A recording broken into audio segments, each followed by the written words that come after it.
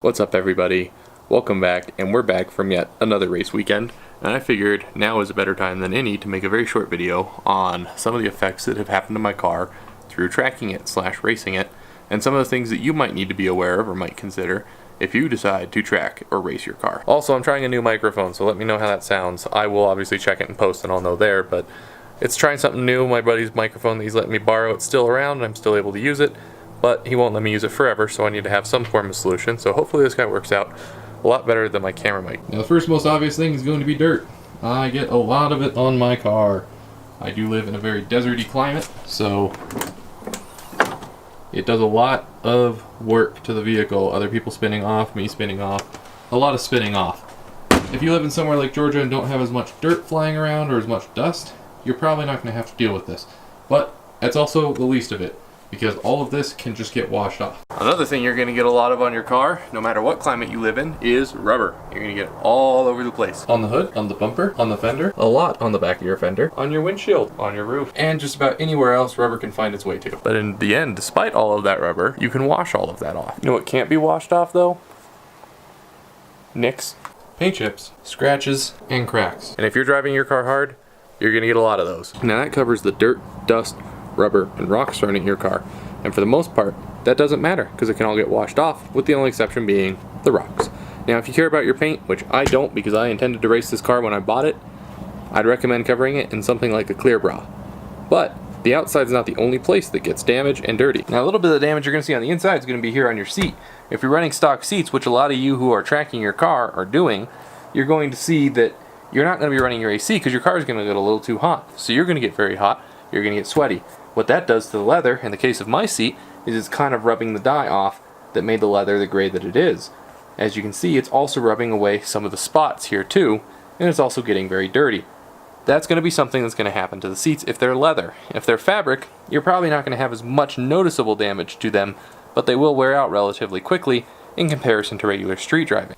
Now this is an issue that sadly plagues just my car, but every other race car out there is going to have small things break.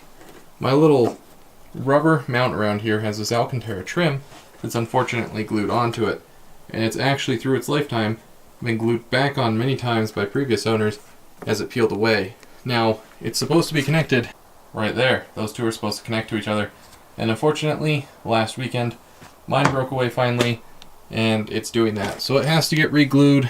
I did end up fixing it earlier this year, but it's something I can't really get rid of. But ultimately this is what keeps the water and wind noise out of the cabin when the windows are up, so I can't really pull out the whole rubber piece here. Now most racetracks don't actually let you have anything in the car, including floor mats, so it gets very dirty underneath the floor mat, and it's going to be a lot worse if you either have a gray carpet like I do or a tan carpet. Another part of the car that's going to get a little beat up is probably going to be on your door, right where your knee hits. For me, when I'm on the track and I need to support myself going into a corner, my knee goes right there. It gets really dirty, and especially when I'm wearing sunscreen, you'll get some marks like that that leave white behind. I also got a little bit of dirt and wear right here on the inside where my other knee goes when I'm making a turn the other direction. Now I don't know how well the camera's going to be able to see this, but on the inside of the car you also get quite a bit of dust as well that's also coming in, because usually you're going to be required to keep your window open, which allows all the dust to float into your car and settle all over your dashboard, center console, and in the case where I just showed you right there, your rear seats. Now once again, all the stuff that I just showed you on the inside can be relatively easily remedied by cleaning the car like you can do with the outside, with the exception of the seats, which is something you're going to have to put a little extra care into if you don't want them to fall apart like mine are. But once again, I got my car to race it, so I really don't care what happens to the interior, because it's all eventually going to come out anyway and go away most likely forever. Now on to something you guys probably care a little bit more about. Consumables, such as tires. Now this video isn't a video about the expenditure of racing, but a new set of these Toyos right here that I run on my car for one weekend cost me about $1,400 for all 4 of them. I will run them for 3 days. I will run them the Friday or the Saturday and the Sunday event, and then I will keep them for the next weekend and run them on Friday. These tires right here actually ended up only getting run twice. These ones didn't get run because I was at the Enduro and I did the Enduro test session. I didn't want to ruin these tires, which is I knew was going to happen if I ran the Enduro test session on them. I instead ran these Maxxis RC1s. They're not worth as much money, but I had intended to sell them. but I was okay with ruining them because of their value. I did, very much so, ruin these tires. They have got cording in many places along the tires from the 2.5 hours continuous running that I did on them on the last Friday session. So these tires are basically shot. Now I have to figure out what to do with all of these tires. Now I took the tire off so that we can look at something I had an issue with last weekend, which is the absolute devastation that happened to my brake pads. Brake pads, and to a lesser extent, rotors, are going to be something you have to replace quite frequently. Now my brake pads right there look pretty bad. This is what my last set of brake pads looked like before I pulled them off. Now brake pads all the way around the car, front and back, are going to cost me about $600. Those brake pads have only run 3 races before they started looking like that. So that's $200 a race.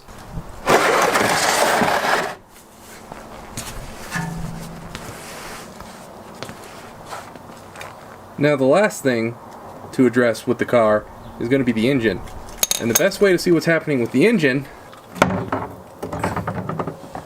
is to look at the oil. I was hoping to avoid that.